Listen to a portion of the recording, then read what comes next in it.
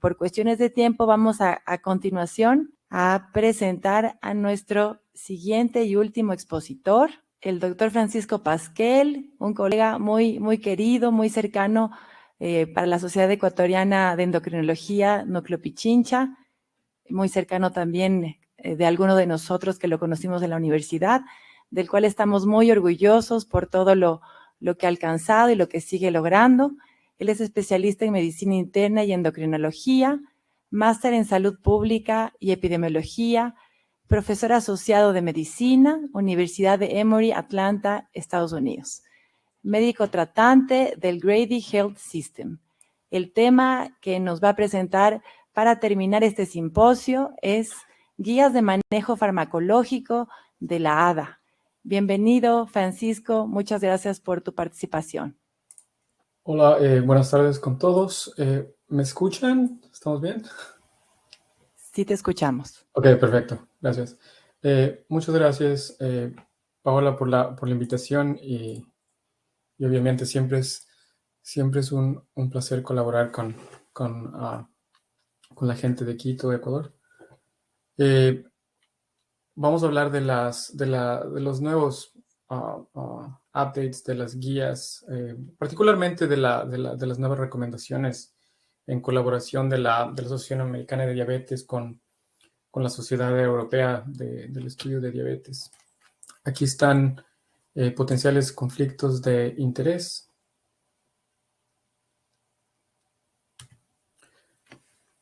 Sabemos que el control metabólico de la diabetes es esencial, eso es muy claro para todos. Hemos aprendido de los datos del TSST o KPDS que disminuir la hemoglobina glicosilada se asocia con una disminución del riesgo de complicaciones microvasculares.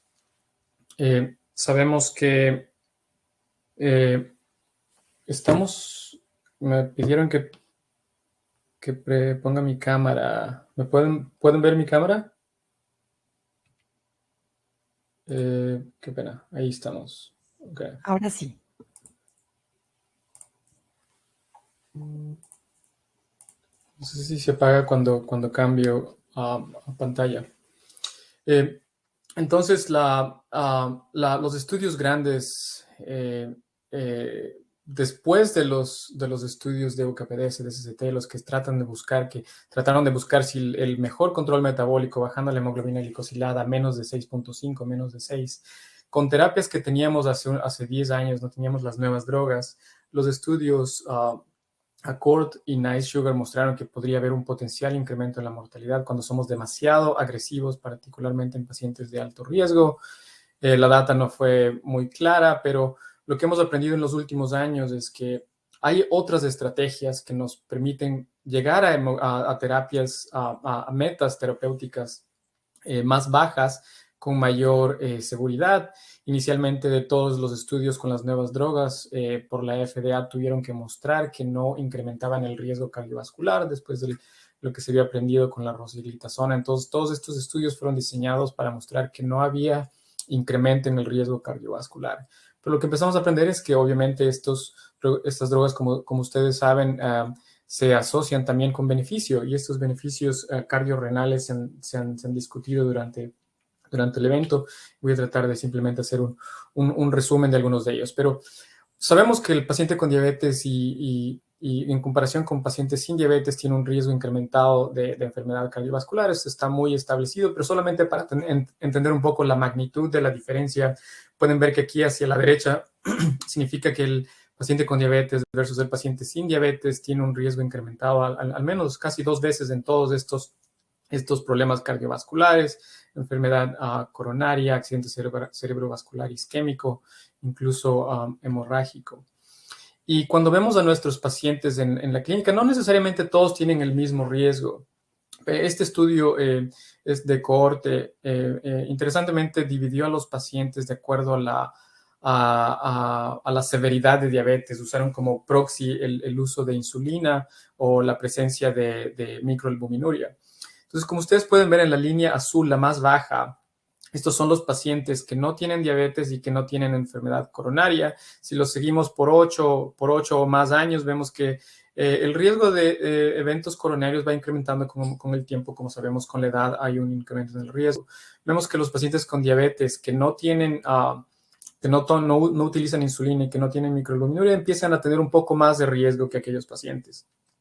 Pero si vemos en negro y aquí en este café, vemos que los pacientes con diabetes que tienen microalbuminuria o que están usando insulina son muy similares a los pacientes que tienen enfermedad coronaria. Vemos aquí la equivalencia en el riesgo coronario. Pero obviamente la línea verde es la que más se separa, que es la población de pacientes con diabetes que tiene historia previa de un evento cardiovascular. Entonces, como ustedes pueden ver, esos son los pacientes que se enrolaron en los primeros estudios de riesgo cardiovascular y paulatinamente se fueron presentando estudios que tenían pacientes de menor riesgo, pero los datos iniciales son particularmente con estos pacientes que son de altísimo riesgo. Lo que hemos aprendido es que el manejo de nuestros pacientes multidisciplinario con el uso de medicaciones para la presión arterial, el control metabólico, etcétera, hemos logrado disminuir el riesgo de complicaciones tanto microvasculares como macrovasculares en los pacientes. Vemos que ha habido un beneficio a lo largo de las décadas, analizado por Ed Grigg en el CDC en el 2014 con data hasta el 2010. Sin embargo, cuando vemos los datos poblacionales, vemos que el número de gente en la población obviamente sigue aumentando. Entonces, el número de eventos puede ser que haya disminuido, pero el número de volumen de gente sigue incrementando en la magnitud de la gente que estamos viendo con estos problemas. Y lo peor de esto es que en los últimos años hay un incremento, una reversión, una resurgencia tal vez de las complicaciones en pacientes con diabetes. Vimos que íbamos ganando hasta el 2010, pero que en los últimos años más bien empezamos a ver un incremento en estas complicaciones, particularmente en pacientes más jóvenes. Vemos que el riesgo de amputaciones, admisiones por hiperglicemia severa, etcétera, se ha ido incrementando en los últimos años y es realmente alarmante. Entonces, ¿cuáles son los objetivos de manejo en el paciente con diabetes? Esencialmente son dos: prevenir las complicaciones y optimizar la calidad de vida de nuestros pacientes. Y cuando tratamos de prevenir las complicaciones, obviamente manejamos la glucosa. Sabemos que la obesidad es un problema. Obviamente el manejo de la obesidad, del peso es extremadamente importante. El manejo con uso de agentes que tienen protección cardiorrenal es ahora esencial y está totalmente comprobado el beneficio de estos agentes. Y obviamente estas no son las únicas estrategias, como mencionaba la doctora en la charla previa. El manejo de riesgo cardiovascular, el manejo con estatinas de la presión arterial, etcétera, es esencial en estos pacientes. En la evolución en los últimos 100 años, habíamos empezado con unos medicamentos caseros que obviamente no tenían mayor efecto. Después el uso de sulfonilureas, metforminas. Después múltiples drogas en las últimas 2 décadas que han estado usándose para el manejo de la diabetes. Y últimamente, en los últimos años, desde el 2015, las nuevas drogas empiezan a demostrar que tienen beneficios adicionales. Y en el último año, la data con tirzepatida en el programa SURPASS ha mostrado incluso impresionantes efectos, particularmente en reducción de hemoglobina glicosilada y en reducción del peso. Entonces, tenemos múltiples mecanismos que pueden llevar a la hiperglicemia. Tenemos alteraciones en la célula beta. Los pacientes con diabetes tienen disminución de la producción de insulina en relación a las necesidades que tienen en los tejidos periféricos. Es decir, pueden tener hiperinsulinemia, pero no es suficiente para romper esa barrera. Los pacientes con diabetes tienen niveles incrementados de glucagón, obesidad, aumento en la reabsorción de glucosa en el riñón, insulinoresistencia, obviamente, incremento en la ingesta calórica. Tenemos problemas en el hígado. Como ustedes saben, la producción hepática, la producción endógena de glucosa está incrementada en el paciente con diabetes. Tenemos alteración en la vía de incretinas. Y para todos estos mecanismos fisiopatológicos tenemos nuevas drogas que ahora han demostrado beneficios más allá del control glicémico, como los de SGLT2, GLP-1 que ustedes conocen, y estos pueden modificar estos mecanismos patofisiológicos basales que tienen los pacientes con diabetes. Sin embargo, el uso de estas drogas no es utilizado universalmente. Ustedes pueden ver aquí el uso en los años hasta el 2016. La droga inicial en todos los pacientes, en proporción en el uso, vemos un incremento en el uso de metformina, particularmente la primera droga es metformina y después insulina y sulfanilureas. Y cuando vemos la segunda droga iniciada después, es generalmente sulfanilureas. Entonces, realmente el uso de sulfanilureas va disminuyendo. El uso de DPP-4 se ha ido incrementando, pero cuando hablamos de las drogas nuevas, realmente es una proporción pequeña de la gente que está usando, y esto es en Estados Unidos. Datos más recientes muestran que el uso de drogas en el manejo de la diabetes ha ido incrementando, lo cual es positivo.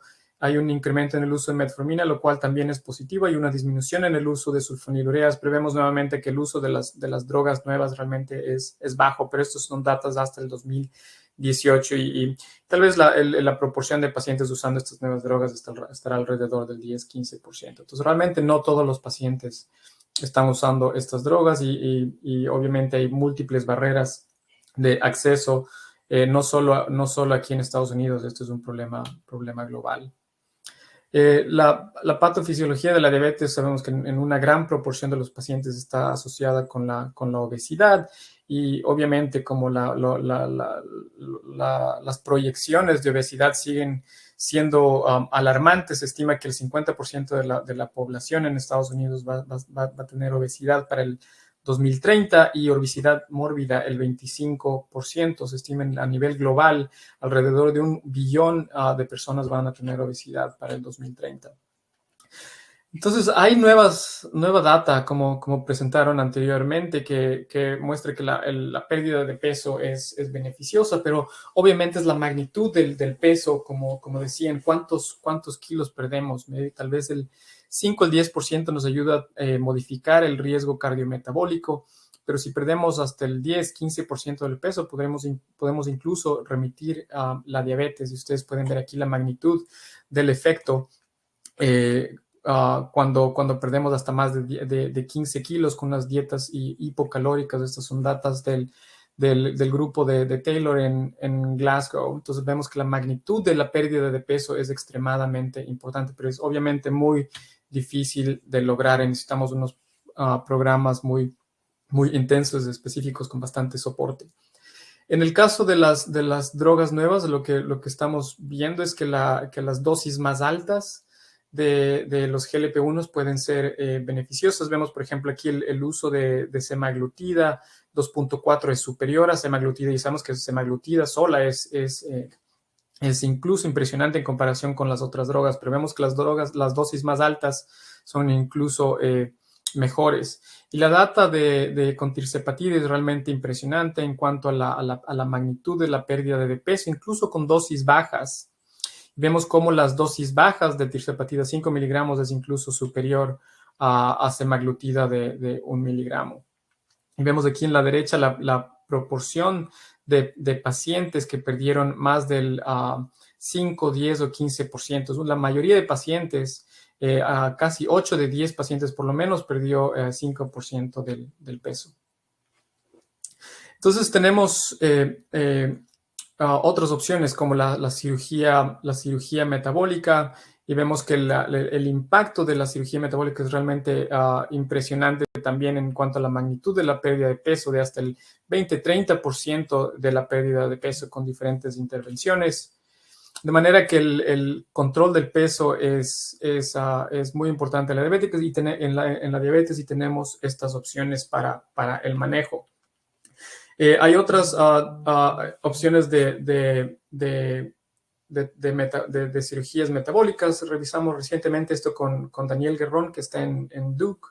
Él revisó la parte de cirugías metabólicas y la data es realmente increíble, pero cuando empezamos a ver los datos con las nuevas drogas, las intervenciones de pérdida de peso, realmente la cirugía metabólica realmente no está como la primera la primera intervención en estos pacientes y se está dejando para aquellos pacientes que tienen obesidad mórbida, más de 40, tal vez en latinos más de 37,5, o aquellos pacientes que tengan un índice de masa corporal elevado. Entonces, realmente la data con los nuevos agonistas es increíble, o las dosis altas de GLP-1 como alternativas, porque el costo sigue siendo muy alto, el acceso para la cirugía metabólica es difícil y hay potenciales complicaciones, pero es efectivo. En las siguientes diapositivas vamos a pasar muy rápido. Ustedes conocen todas estas drogas. El beneficio de la metformina simplemente es barata y efectiva y sabemos que funciona. Tiene efecto neutro en peso. Los problemas gastrointestinales son un problema en una gran proporción de pacientes y no podemos usarlos en todos.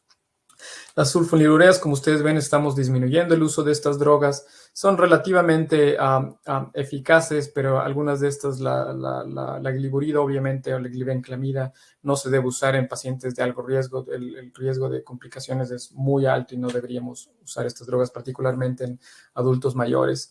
Las tiazolidinedionas se asocian con un aumento de peso, potencialmente retención de líquido y incremento del riesgo de insuficiencia cardíaca, pero la data con reducción de accidente cerebrovascular isquémico es impresionante en el estudio IRIS en pacientes sin diabetes, pero con insulinoresistencia, demostrando que mejorando la insulinoresistencia podemos disminuir el riesgo cardiovascular. Se asocia con ganancia de peso, que es uno de los efectos adversos principales, pero si combinamos con otras drogas puede ser beneficioso. Y la data con la disminución de la progresión de NASH, de la esteatohepatitis no alcohólica, son positivos. Las data con GLP-1 también parece ser más significativa y hay estudios prospectivos ahora con estas drogas de NASH. Hay bastante interés. DPP-4 son relativamente débiles en la reducción de la hemoglobina glicosilada, pero son útiles en los pacientes adultos mayores. Se pueden combinar con otras drogas, son relativamente bien tolerados en la mayoría de pacientes, pero realmente no son muy potentes. Hay que tener un poco de cuidado con Saxa y Halo por el potencial riesgo de insuficiencia cardíaca, pero en general tienden a ser bastante bien toleradas. Los inhibidores de SGLT2, como ustedes saben, tienen un beneficio demostrado en reducción de la mortalidad cardiovascular, hospitalizaciones por insuficiencia cardíaca, la progresión de eventos renales duros. Las drogas, por ejemplo, en EMPA, los efectos en insuficiencia cardíaca tanto en fracción de eyección reducida como preservada son positivos. Entonces, estas drogas han demostrado consistentemente estos beneficios. Con GLP-1, los datos en insuficiencia renal no son tan fuertes. Hay disminución en microalbuminuria, pero el progreso en enfermedad renal, los efectos no son claros. En insuficiencia cardíaca hay un efecto muy débil, pero es positivo, pero no es de la magnitud que se observa con SGLT2. Con estas drogas lo que tenemos realmente es un impacto en pérdida de peso. Estas son las únicas drogas que han demostrado reducción en accidentes cerebrovascular isquémicos. Son relativamente bien toleradas, pero al principio los pacientes tienen mucha náusea y vómito, por lo que usamos las dosis más bajas al principio y empezamos a escalar las dosis a medida que los pacientes toleran. Y la mayoría de pacientes tiende a tolerar las drogas con el tiempo. Los nuevos estudios mostrando que las dosis más altas de dulaglutida o de semaglutida pueden incluso, además de disminuir el peso, pueden disminuir la hemoglobina glicosilada incluso más. Tenemos efectos aquí, por ejemplo, con dulaglutida en comparación con dosis más baja de dulaglutida o metformina en pacientes con metformina, y vemos cómo el efecto de las dosis más altas de dulaglutida se asocia con una disminución de la hemoglobina glicosilada añadida. Lo mismo con dosis más altas de semaglutida versus semaglutida de 1 miligramo. Entonces hay un beneficio mayor en pérdida de peso y en reducción de la hemoglobina glicosilada. Y hemos ganado bastante experiencia con los efectos adversos y sabemos cómo advertir a estos pacientes de que van a tener efectos adversos, la mayoría de ellos, pero que estos efectos adversos se van van a desaparecer con el tiempo. Entonces, la conversación inicial con todos nuestros pacientes. La data con el agonista dual, con tirzepatida, realmente son impresionantes. Este es un resumen del programa con Surpass, del 1 al 5. El Surpass 1 al principio, comparando con placebo, vemos el efecto increíble en reducción de la hemoglobina glicosilada en pacientes con diabetes, de hasta alrededor de 2 puntos con las dosis más altas, la reducción del peso asociado con un incremento de la dosis, realmente el beneficio mayor con dosis más altas de tirzepatida. Y vemos cómo las dosis, incluso las dosis más bajas, son relativamente superior comparado con semaglutida. El impacto no es tan grande. Ustedes ven con semaglutida casi 1.9 versus 2. Con las dosis más altas de tirzepatida tal vez vemos un efecto mayor en reducción de hemoglobina glicosilada. En pacientes con glargina que fue intensificada, vemos una disminución en comparación con placebo en pacientes que fueron incrementando las dosis de insulina o que tomaron, estos son con placebo de tirzepatida, pero que estuvieron usando glargina. El Surpass 4 es en comparación con glargina. Y vemos cómo el efecto es consistente. Entonces, realmente la data con tirzepatida contra cualquier droga es increíble. La magnitud de la pérdida de peso, la magnitud de la reducción de hemoglobina glicosilada y la proporción de pacientes que llega a remisión es realmente increíble en comparación con cualquier otra droga que se ha usado antes. Estas drogas se asocian con mucha náusea y vómito. Realmente no es tanto en comparación con las otras drogas, pero es algo que se va a esperar en los pacientes. Lo que no tenemos data todavía es en riesgo cardiovascular o en beneficios cardiorrenales o en el progreso de NASH, pero hay bastante interés en estudiar estas drogas y hay estudios en curso. Obviamente la insulina sigue siendo una droga para el manejo de pacientes con diabetes, particularmente por la eficacia. La eficacia depende de la dosis de insulina que utilizamos. Entonces, un paciente que realmente no responde, que está con dosis altas de las otras drogas, la insulina es una alternativa que nos ayuda a controlar los niveles de glucosas, particularmente en el paciente que está con glucotoxicidad, con niveles de glucosas más de 300, 400, realmente esos pacientes necesitan insulina. Y después, si se puede, hay que tratar de bajar las dosis de insulina como se pueda o tratar de eliminarla, porque como ustedes saben, los pacientes ganan de peso, tienen riesgo de hipoglicemia. Las terapias combinadas son ahora recomendadas en pacientes con hemoglobinas glicosiladas más altas. No hay problema en empezar 2 drogas o 3 drogas, como algunos doctores prefieren, o incluso empezar con terapia triple. Y si el paciente está de acuerdo y quiere tener un tratamiento un poco más agresivo, yo creo que eso es racional. Entonces, vemos que tenemos estas drogas que no solamente reducen la glucosa, sino que vemos que tenemos algunas de estas drogas son más eficaces. Por ejemplo, dulaglutida en dosis altas, semaglutida, tirzepatida o insulina son las que tienen la mayor eficacia. Entonces, pacientes que necesitan mayor reducción de hemoglobina glicosilada, más difíciles de tratar, tal vez esas son las drogas de elección. Obviamente tenemos los otros GLP-1, las sulfonilureas, TZDs, inhibidores de SGLT2 como otras opciones, y los DPP4 son relativamente drogas débiles, pero que se pueden utilizar en combinación con otros en pacientes que están cerca del objetivo terapéutico. Tenemos estrategias para ayudar a nuestros pacientes a bajar de peso. Obviamente podemos considerar medicaciones para bajar de peso y vemos que la eficacia en la pérdida de peso es clara con semaglutida de dosis altas, tirzepatida, incluso con las dosis más bajas de semaglutida. Tenemos dulaglutida, luraglutida también para bajar de peso, y las otras drogas de DPP4, metformina, realmente no tienen impacto, y como ustedes saben, sulfonilureas de insulina aumentan el peso, y obviamente esa no es una estrategia.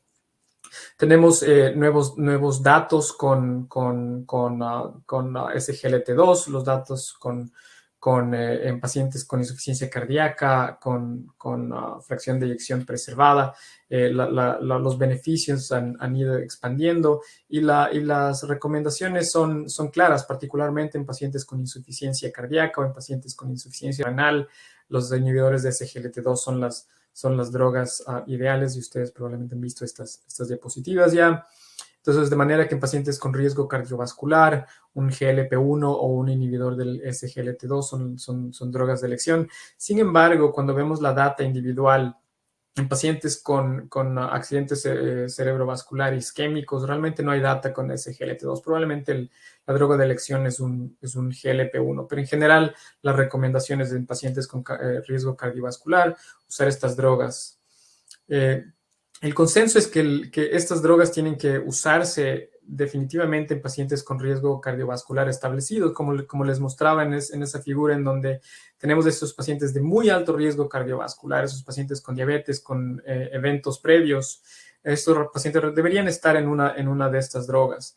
Y en pacientes con alto riesgo, pero que no han tenido un evento previo, aquellos pacientes más de 50 años, 55, obesidad, hipertensión, prácticamente la mayoría de pacientes también debería considerarse estas drogas. Como ustedes saben, el paciente con diabetes en general tiene mucho riesgo cardiovascular.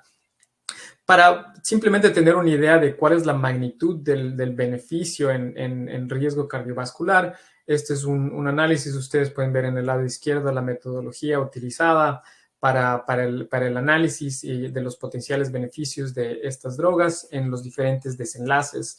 Vemos que en mortalidad, para mortalidad total, en comparación con terapias usuales, la mortalidad esperada es de alrededor de 70 por 1000. Con estas drogas disminuimos a 60 con SGLT2, 62 con GLP-1. Infarto disminuimos a 51, 54 versus 58. Con accidente cerebrovascular isquémico, realmente no hay beneficio con SGLT2. Vemos aquí el beneficio con GLP-1, una disminución significativa. En el caso de progreso a enfermedad renal terminal, el beneficio es mayor con inhibidores de SGLT2 y con insuficiencia cardíaca también el beneficio, particularmente en pacientes usando inhibidores de SGLT2 en comparación con terapia usual y superior a GLP-1. Entonces, como pueden ver, hay una manera de ahora estratificar a nuestros pacientes, decidir cuál es la mejor droga. Una de las preguntas ha sido siempre el uso de metformina. ¿Qué pasa si el paciente está con terapia de metformina o no está con terapia de metformina? ¿Tienen estos agentes un beneficio en estos pacientes con o sin metformina? Y los metaanálisis recientes muestran que sí, que el efecto de los inhibidores de SGLT2 es independiente del uso de metformina. Vemos aquí el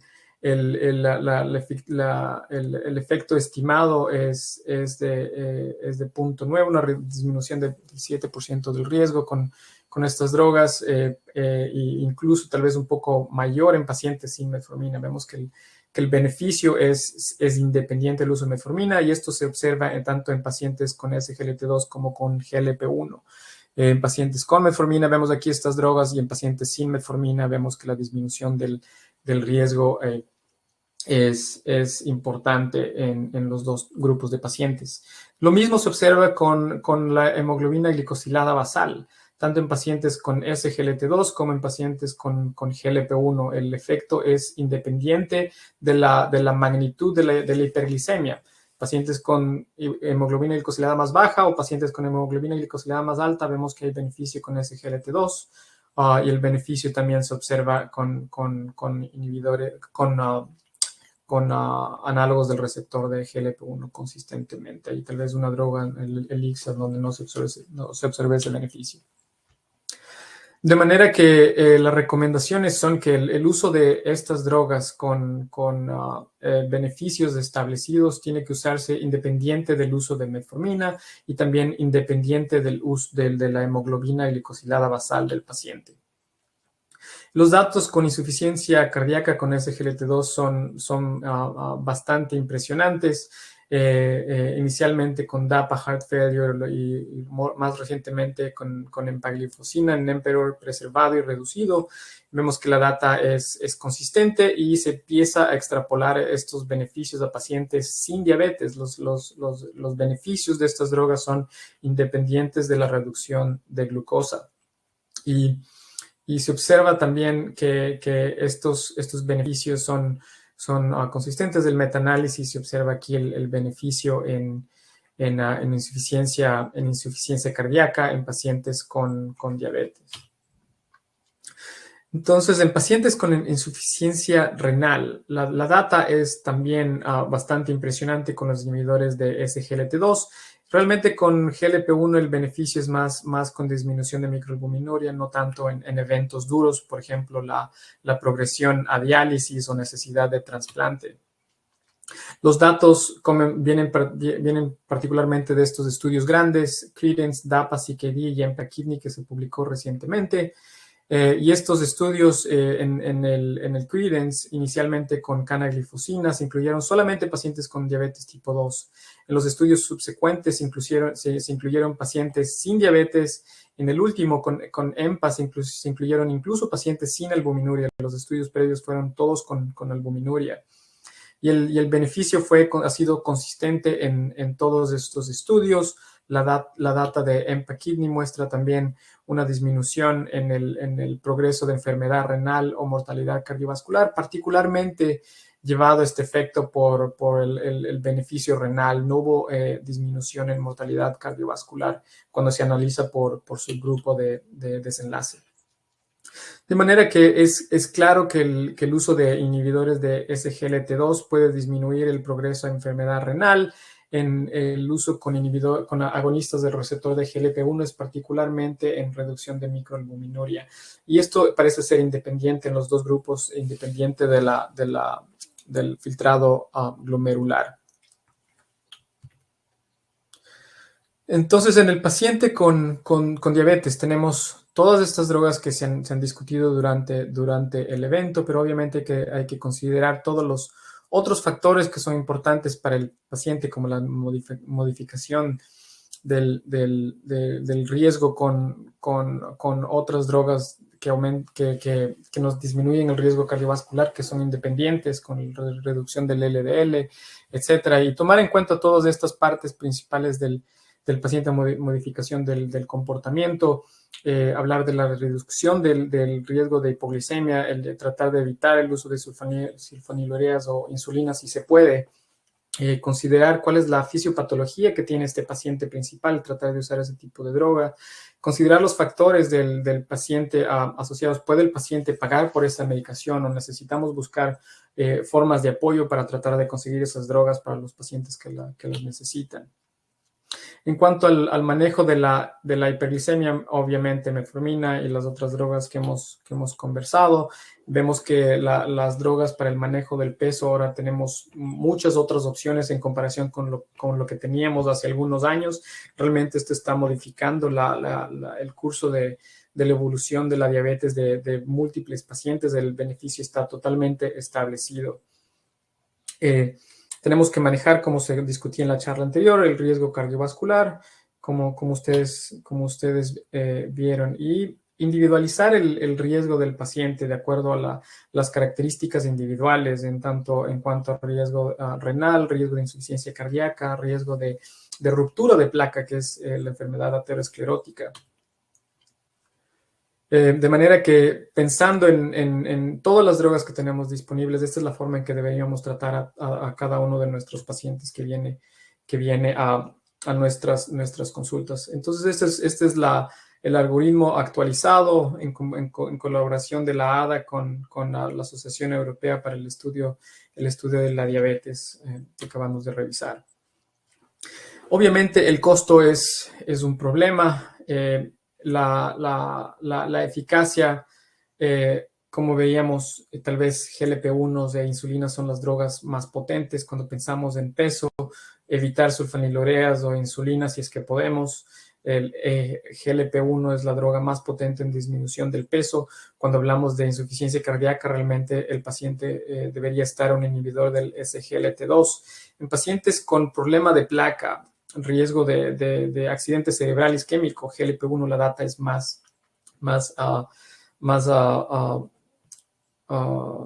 apropiada. El análisis cuando hablamos de enfermedad aterosclerótica, realmente deberíamos pensar en análogos de receptor de GLP-1. Pero obviamente el costo es un problema con estas drogas y acceder es difícil, entonces programas y políticas que tenemos que buscar en cada uno de nuestros países para que los pacientes puedan acceder a estas drogas.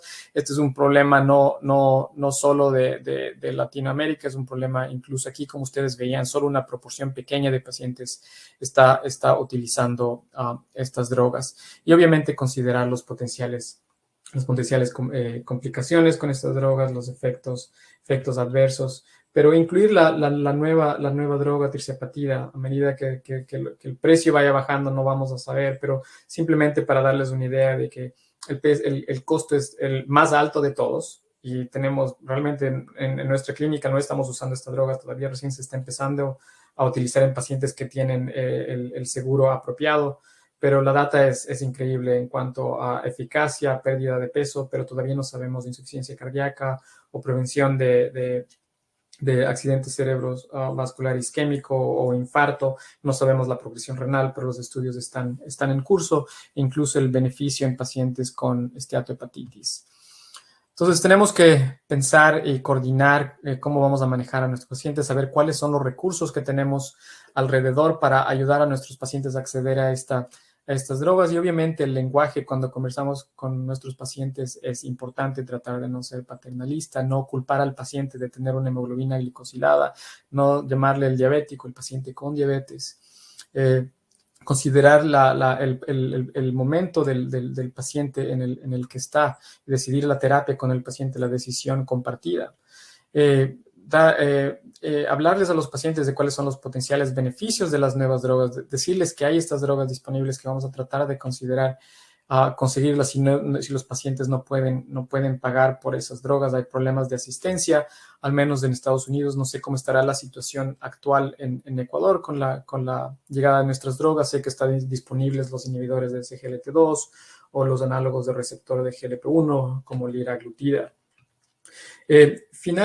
Finalmente, el lugar de la insulina, como habíamos hablado, usar insulina si el paciente no está alcanzando las metas terapéuticas. La insulina es la droga más potente, como habíamos conversado, pero incluso si es que estamos usando un paciente con insulina basal, tal vez es la primera droga. Si el paciente no está en GLP-1, añadir un GLP-1, tratar de utilizar las otras drogas. Realmente no tenemos que eliminar el uso de metformina o SGLT2 o el GLP-1 si es que vamos a empezar insulina. Los pacientes pueden usar estas drogas en combinación. Tal vez evitar la combinación con sulfanilureas. Y si el paciente todavía no responde, se puede utilizar insulinas premezcladas o tal vez empezar con una insulina rápida para la comida más grande del paciente, o si no, utilizar un plan de basal bolo.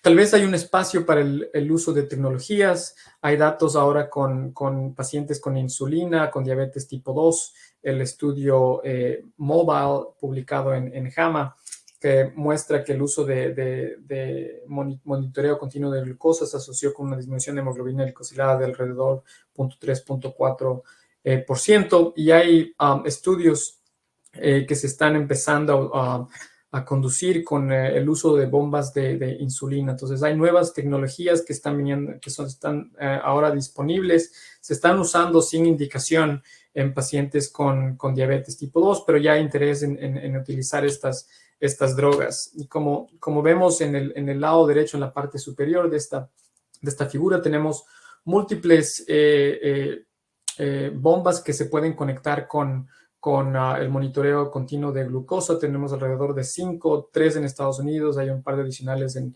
Europa, y estos son el páncreas artificial o la infusión de insulina automatizada, como se le llama, o el closed loop, la terapia de closed loop. Entonces, el de asa cerrada. Entonces, estas nuevas tecnologías se están empezando a investigar en pacientes con diabetes tipo 2, particularmente esos pacientes que no alcanzan las metas terapéuticas, pacientes que ya están con GLP-1, que ya están con metformina, que necesitan insulina. Tal vez estas drogas pueden ser beneficiosas. Hay datos iniciales con Omnipod 5 que se publicaron Se presentaron en la ADA recientemente. Georgia Davis presentó esto, cómo hay una disminución de la hiperglicemia en pacientes que utilizaron el páncreas artificial, pacientes con diabetes tipo 2. Tenemos un aumento del tiempo que se pasa, que el tiempo que pasaron en hiperglicemia se redujo significativamente. Hubo reducción en la hemoglobina glicosilada, aumento en el tiempo, el rango, y el riesgo de hipoglicemia es mínimo. Entonces aquí tenemos una manera de administrar insulina que usando tecnología que se asocia con menor ganancia de peso o al menos estable, con menos dosis de insulina tenemos mejoría en el tiempo en rango y tenemos una disminución del riesgo de hipoglicemia. Acabamos de terminar un estudio multicéntrico. Este es un estudio piloto. Estamos planeando el estudio randomizado en donde comparamos, en donde utilizamos el Omnipod 5 en pacientes hospitalizados. Este es como simplemente un background de los datos de la Universidad de Cambridge con otra tecnología, y comparando con nuestra tecnología, la tecnología que utilizamos aquí con Omnipod 5 en nuestros pacientes utilizando el G6 de Dexcom, y aquí tenemos el teléfono mostrándonos cómo podemos utilizar las aplicaciones tanto para la bomba de insulina como para el sensor de glucosa. Utilizamos monitoreo remoto tanto de la insulina. Podemos ver cuánta insulina el paciente está recibiendo con la bomba automatizada. Podemos monitorizar los niveles de glucosa en tiempo real. Podemos mandar esa data a la estación de enfermería. Y esta tabla simplemente muestra nuestros datos preliminares. El tiempo en rango en este estudio fue de 68%. Vemos todos los datos con monitoreo continuo de glucosa. Realmente no hubo mayor beneficio en el hospital con esta intervención, pero creemos que la insulina automatizada va a tener un buen impacto en el paciente hospitalizado, y es similar a lo que se ha presentado en el Reino Unido. Sin embargo, estamos utilizando una bomba que es descartable, mucho menos costosa. Las enfermeras están usando las drogas. Finalmente, en resumen, vemos que tenemos drogas que nos ayudan a perder más de peso. Las dosis más altas de GLP-1 ayudan a disminuir incluso más la glucosa. Las recomendaciones en las guías son claras de acuerdo al riesgo de cardiovascular antecedente de los pacientes. Vemos que la remisión de diabetes es incluso posible con algunas de estas drogas. Las dietas muy bajas en calorías también pueden ayudar a remitir a los pacientes. El manejo holístico es realmente imprescindible, y tal vez hay algún espacio para el uso de tecnologías, pero todavía no tenemos mucha data para recomendar esto a largo uso. Entonces termino con esto, y no sé si habrá tiempo para preguntas. Muchas gracias, Francisco. Aplaudimos. Muchas gracias por este excelente resumen de la evidencia que hay y la justificación de por qué las guías se han modificado de esa manera y se está ampliando el espacio al enfoque de la pérdida de peso, como hemos visto. Yo tengo una pregunta, si no hay una pregunta del auditorio. Dime si tú crees o por qué no hay todavía un espacio en este algoritmo para lo que es el NASH o la esteatohepatitis no alcohólica. ¿Crees que va a haber algún momento ese título principal que favorezca un tratamiento particular? Es una excelente pregunta, Paola. Los datos son preliminares con pioglitazona y con liraglutida. Hay una disminución en el progreso de la inflamación en el hígado probado con biopsia. Lo que no hay es la data en disminución de los eventos duros, lo que le importa al paciente, que no es progresar a cirrosis, no progresar a cáncer.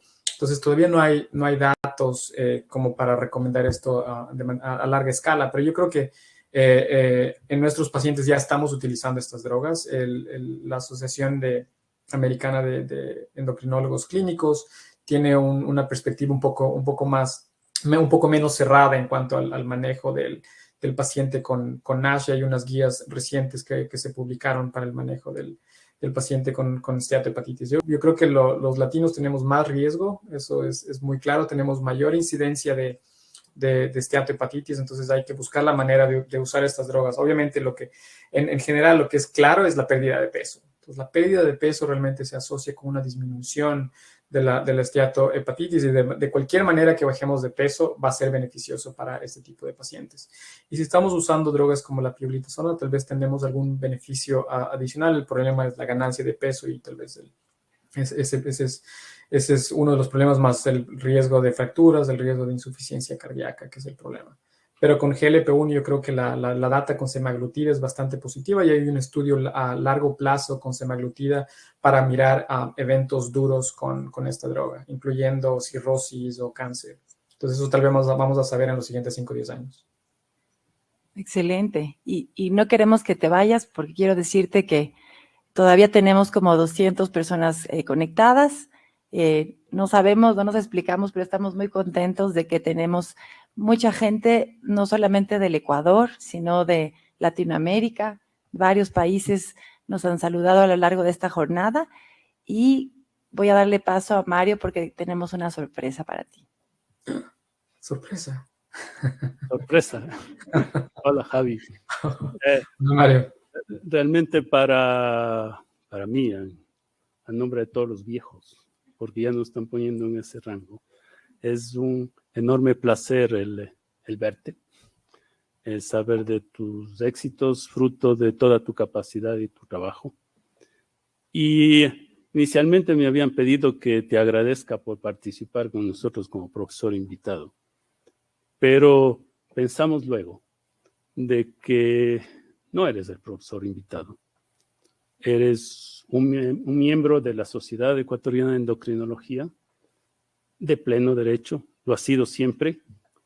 Y si bien por estos aspectos de tu vida internacional, estatutariamente eres miembro honorario, y esperamos pronto hacerte entrega del diploma respectivo, queremos que te consideres, como siempre, has sido un miembro de pleno derecho de la Sociedad Ecuatoriana de Endocrinología, en este caso el Núcleo Pichincha, y de la Sociedad Ecuatoriana de Endocrinología en general. Así que solo queríamos entregarte este diploma. Yo hubiera querido hacerlo personalmente con un abrazo. Ese abrazo va a la distancia, pero esperamos contar contigo siempre. Yo quería terminar haciéndote casi un pedido. Hace unos momentos hubo una discusión aquí sobre algo que tú topaste al final de tu presentación, sobre los problemas del país que tú conoces bien.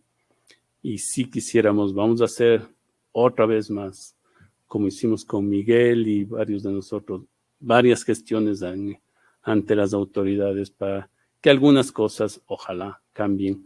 Y yo creo que el apoyo, la firma de Francisco Pasquel, de Guillermo Umpierres, seguramente van a dar más fuerza a estas actividades de su sociedad, porque Guillermo también es miembro de la Sociedad Ecuatoriana de Endocrinología, miembro activo en el caso de Guayas. Tú eres el miembro activo de la Sociedad Ecuatoriana de Endocrinología, Núcleo Pichincha, y esperamos contar con tu apoyo. Así que gracias por estar con nosotros, y te esperamos siempre aquí y te recordamos siempre. Muchísimas gracias, Mario. Es un placer enorme participar. Y básicamente lo que que iba a decir es que conversaba aquí con colegas que iba a dar la charla acá, y que ustedes me conocen, muchos de ustedes, desde que tenía unos 8 o 10 años, y soy el Javi. Entonces me da mucho placer, como siempre, y agradezco muchísimo el detalle, y obviamente quisiera estar allá y darles un abrazo, pero definitivamente encantado de participar en esas iniciativas. Obviamente hay que movilizar a la gente, porque las iniciativas en cambios de políticas no ocurren si no hacemos ruido. Entonces, hoy encantado de participar en cualquier iniciativa. Me avisan. Encantado, Francisco. Gracias por todo. Y dejemos ahora a nuestra presidenta que dé por concluido el evento. Gracias. En nombre de la Sociedad Ecuatoriana de Endocrinología, Núcleo Pichincha, agradecemos a todos los expositores de primer lugar, colegas nacionales y internacionales, por sus excelentes charlas, su excelente aporte a la comunidad médica ecuatoriana e internacional, como hemos visto. Agradecemos a todos los asistentes presenciales del día de hoy y virtuales a lo largo de estos 3 días de jornada en este simposio. Estamos muy contentos, creemos que ha sido una jornada muy exitosa y lo más importante, esperamos que todos ustedes se lleven muchos mensajes sobre este tema tan importante, de relevancia para toda nuestra sociedad, para todo el mundo. Muchas gracias a todos. Damos por concluido el simposio Diabetes mellitus en el 2022. Buenas tardes.